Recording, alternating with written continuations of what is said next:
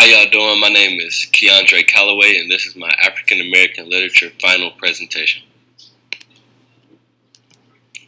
First, I will briefly explain what African American literature is.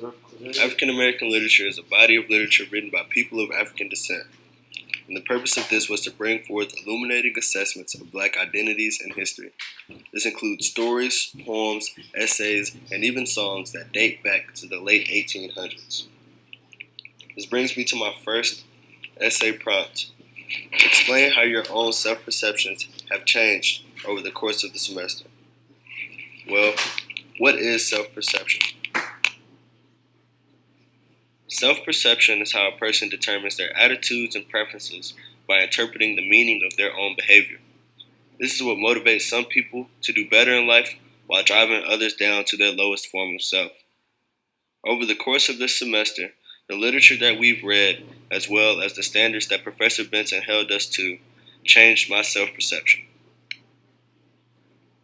Stories like The Wife of His Youth by Charles Chestnut and The Mulatto written by Victor Sejour touches on subjects like self-identity and humility.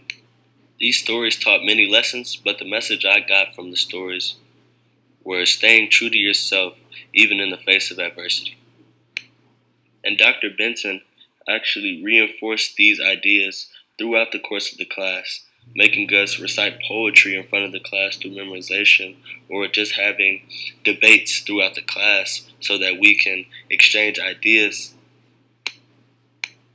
And she would always follow up with questions just so that we knew what we were talking about.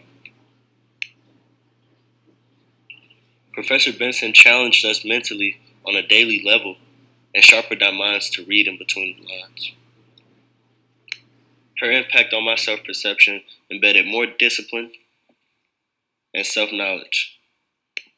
That brings me to my second prompt. Prompt B, identify at least 3 authors whose works might inform an effective social, political, and/or cultural blueprint for the contemporary African Americans. And the men that I chose was W.E.B. Du Bois, Charles Chestnut, and Langston Hughes. I chose these 3 men because each of these men bring different messages, yet they coincide together.